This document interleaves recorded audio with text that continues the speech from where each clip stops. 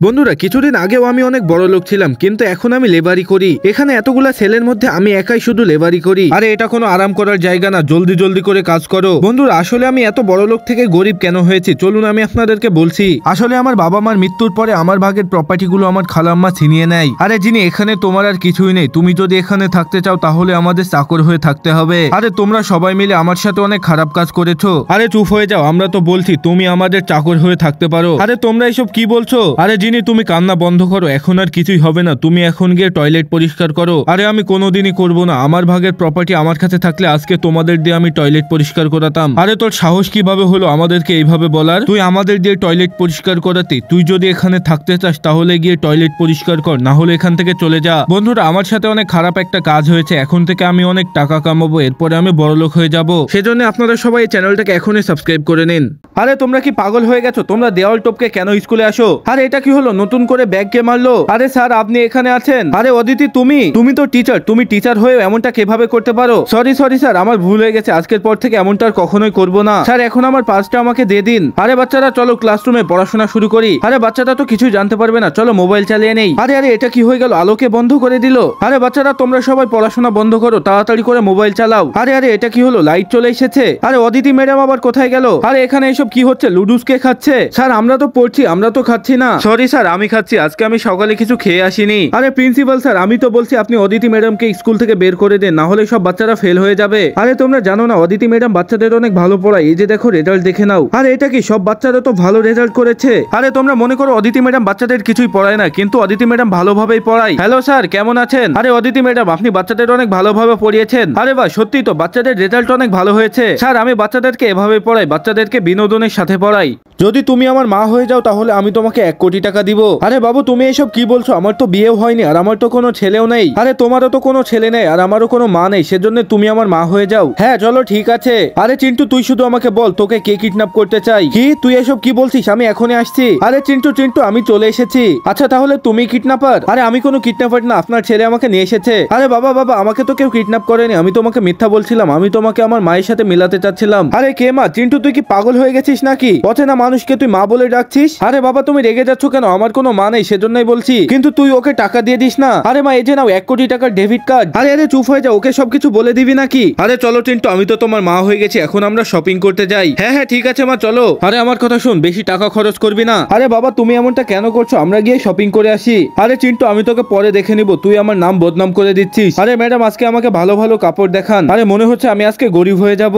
আরে মা তুমি আমার কথা শোনো, আমার কোনো ছোট বোন নেই, তুমি আমার বাবার সাথে বিয়ে করে নাও না। বন্ধুরা আমরা যখন ছোট ছিলাম তখন থেকে আমাদের মা বাবা আমাদেরকে মার্শাল আর্ট শেখার জন্য পাঠিয়ে দেন। আরে গুরুজি আমরা চলে এসেছি। ওয়েলকাম আমার বাচ্চারা, আজকে তোমাদেরকে আমি 2টা হাতিয়ার দিতে চলেছি। এটা হলো জীবন বদলে দেওয়ার মতো পুস্তক, এটা দিয়ে তুমি ভবিষ্যৎ দেখতে পারবে। আরে বাহ গুরুজি এটা তো অনেক কাজের জিনিস। আরে থেমে যাও, এখনই আমি তোমাদেরকে দ্বিতীয় হাতিয়ার দিচ্ছি। এটা এমন একটা পাতিল, এটার মধ্যে তুমি যা চাইবে তাই পেয়ে যাবে। আরে বাহ গুরুজি এটাও তো অনেক কাজের। আরে তোমরা জলদি চলে যাও, তোমাদের মা বাবা অনেক বিপদে আছে। আরে তোমরা কোথা থেকে চলে আসলে? সাইড হয়ে যাও। আরে ড্রাইভার তুই এটা কি করছিস? ভালোভাবে গাড়ি চালাতে পারিস না? আরে বস মনে হচ্ছে 2টা বাচ্চা মরে গেছে। আরে বাচ্চারা তোমরা ঠিক আছো? আরে বাবা আমরা ঠিক আছি। আরে এটা কি, এরা তো আমারই বাচ্চা। আরে তোমরা দুজন আমার গাড়ির নিচে কেন আসতে চাচ্ছিলে? আরে বাবা আমরা তোমাকে বাঁচাতে এসেছি। আরে বাচ্চারা তোমরা এত শক্তিশালী হয়ে গেছো। আরে তোর মিটিং ছিল 1 ঘন্টা আগে, তুই এখানে কি করছিস? আরে আঙ্কেল আপনি আমার বাবাকে মারতে পারবেন না। আরে কেন মারতে পারবো না? আরে এটা কি, আমার বাবার তো খারাপ সময় আসছে, জলদি করে এই বইটার ব্যবহার করে আমার বাবাকে বাঁচাতে হবে। জলদি করে আমি এই লড়াইটাকে ভালোবাসায় পরিবর্তন করে দেই। আরে আঙ্কেল আমার অনেক বেশি ক্ষুধা লেগেছে, আপনি এই বাটিটাকে কিনে নিন আর আমাকে কিছু খেতে দিন। আরে এই বাটিটা তো 5 টাকারও না, চল এখান থেকে চলে যা তুই। আরে আঙ্কেল আপনি এটা কি করলেন? আরে বাচ্চা তোমার কি হয়েছে? বন্ধুরা এরপরে আমি ওই ছোট বাচ্চাটাকে খাবার খাওয়ার জন্য নিয়ে চলে যাই। এই যে নাও তুমি এই সব খাবারগুলোকে একাই খেয়ে নাও। আরে বাবু তোমার মা বাবা কি করে? আরে আমি তো জানি না আমার মা বাবা কোথায় আছে, আমি আমার মা বাবাকে হারিয়ে ফেলেছি। আরে এটা কি, বেচারার তো মা বাবাই নেই। আরে দিদি তুমি কি তোমার কাছে আমাকে রেখে দিবে? আরে না আমার বাসার খরচ দেওয়ার জন্য আমাকে অনেক কাজ করা লাগে, সব সময় আমি অনেক বিজি থাকি। ঠিক আছে বাবু আমি এখন যাচ্ছি, তুমি এটাকে রাতে খেয়ে নিও। এই যে নিন স্যার আপনার পার্সেল, কিন্তু এটার মধ্যে তো একটা কোল্ড ড্রিঙ্ক মিসিং আছে। সরি স্যার মাফ করে দিন। আরে স্যার এই যে নিন আপনার ড্রিঙ্ক। আচ্ছা ঠিক আছে। আরে বাবু তুমি ড্রিঙ্কটা ফিরিয়ে দিয়ে আমাকে হেল্প করলে। আরে এটা কি, তোমার জুতাও তো ছেঁড়া, তোমার কি নতুন জুতা চাই? তাহলে চলো আমরা দুজন মিলে একটা বিজনেস স্টার্ট করি। হ্যাঁ ঠিক আছে চলো দিদি। বন্ধুরা এরপরে আমি বাচ্চাটার কথা শুনে একটি কাপড়ের বিজনেস স্টার্ট করে দিই, কিন্তু চিন্টুর কিছু বন্ধু আমাদেরকে সাহায্য করার জন্য কিছু কাপড় কিনে নেয়। এই বাচ্চাটার বুদ্ধি দেখে তো আমি অবাক হয়ে গেছিলাম, এই বাচ্চাটা খুবই তাড়াতাড়ি বড়লোক হয়ে যাবে। আরে আমি তোমার গার্লফ্রেন্ড হতে চাই না, তুমি তোমার মুখটা আগে দেখো, তোমার সাহস কিভাবে হলো আমাকে প্রপোজ করার? আরে তুমি যদি আমার গার্লফ্রেন্ড না হও তাহলে আমি অন্য কারোর গার্লফ্রেন্ডও হতে দিব না। আরে আমি ছাড়া তোমাকে আর কেউ ছুতেও পারবে না। আরে বুদ্ধি পেয়েছি, চলো তাড়াতাড়ি করে গিয়ে আমি ভিখারিটাকে আমার বয়ফ্রেন্ড বানিয়ে নেই। এই যে দেখো আজকে থেকে আমার বয়ফ্রেন্ড। আচ্ছা তুমি আমার থেকে বেশি এই ভিখারিটাকে বেশি পছন্দ করো, কিন্তু তুমি একটা কথা মনে রাখবে, যখন আমার অন্য একটা গার্লফ্রেন্ড হয়ে যাবে তখন তুমি অনেক বেশি পস্তাবে। এই যে নাও পানি খাও, তুমি এখন আমার বয়ফ্রেন্ড হয়ে গেছো। এখন তোমাকে আমার সাথে একটা পার্টিতে যেতে হবে, যাবে তো? আরে তোমার সাথে একটা জরুরি কথা বলার আছে, জলদি করে এদিকে আসো। আজকে আমার রিসার্চ শেষ হয়ে গেছে, তুমি এমনটা করো আমাকে 300 টাকা দিয়ে দাও রিসার্চ করার জন্য। আচ্ছা ঠিক আছে এখনই দিচ্ছি, এই যে নাও। এখন তুমি আমার সাথে চলো, আমি তোমাকে রেডি করে দিচ্ছি পার্টিতে যাওয়ার জন্য। আরে ম্যাডাম আপনার বয়ফ্রেন্ডকে আপনি সামলান না। আরে ভাই এখানে এত সুন্দর সুন্দর কাপড়, এখন আপনার বয়ফ্রেন্ডের কি করব? আরে আমার বয়ফ্রেন্ডকে নতুন কাপড় দিয়ে পরিষ্কার করে দিন, কোনো অ্যাঙ্গেলে আমার বয়ফ্রেন্ডকে গরিব দেখা যায় না। আরে এইসব আমার সাথে কি হচ্ছে? আজকে তো আমার এমনটা মনে হচ্ছে আমি দুনিয়ার সবচেয়ে বড় লোক মানুষ।